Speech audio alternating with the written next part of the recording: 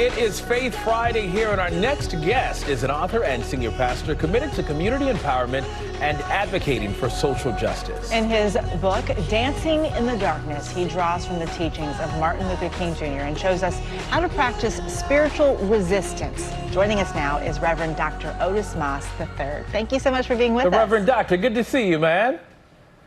Thank you so much. It's a delight to be on with you all today. So this book was actually inspired by a moment you had with your daughter. Explain this to us.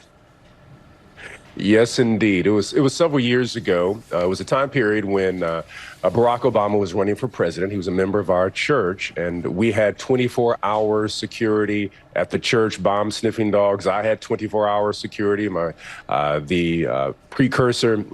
predecessor, Dr. Jeremiah Wright, had 24-hour security.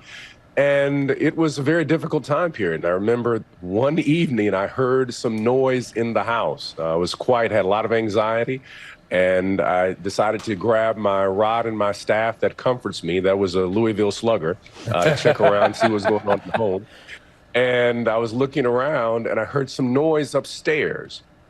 And I hear some noise in my daughter's room, and I go in my daughter's room. She's about 5, and she is dancing in the middle of the room in the dark. And I was like, baby, it's like 3 a.m. You need to go to bed. And that's when I really heard the Spirit speak, say, look at your daughter. She's dancing in the darkness. The darkness is around her, but the darkness is not in her. And that's what I shared with the congregation, that we are in a moment where we've got to learn how to dance. And if we dance long enough, eventually joy will come in the morning. And it's our responsibility as a becoming democracy for us to learn how to dance as a form of resistance and development. That's a good word there. In the book, you also talk a lot about the teachings of Dr. King. What can we learn from this, and why is it needed in 2024? You know, Dr. King was one of the incredible theologians, philosophers, and activists of our age, probably one of the greatest. And his idea of resilience and compassion, but speaking for those who have their backs against the wall. He believed that America was an unfinished democracy, and it's our responsibility to put a brick in the cathedral of the yet-to-be United States of America. And we are in that moment right now where we need people who are constructors and artists for a democracy that is yet to be. We always ask our Faith Friday guests to leave with some words of wisdom. So would you mind sharing some words with us?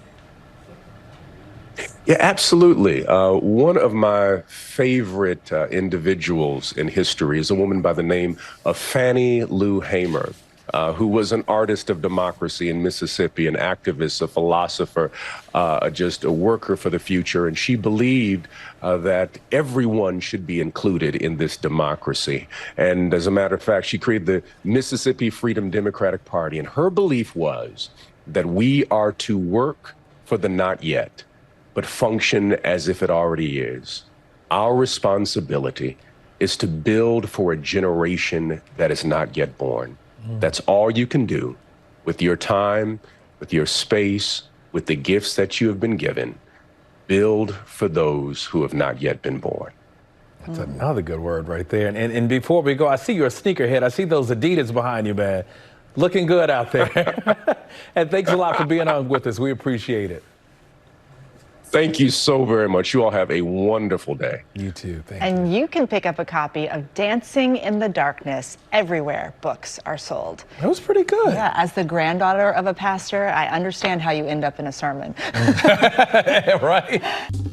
Well, hey there, GMA fans. Robin Roberts here. Thanks for checking out our YouTube channel. Lots of great stuff here. So go on, click the subscribe button right over here to get more of awesome videos and content from GMA every day, anytime. We thank you for watching, and we'll see you in the morning on GMA.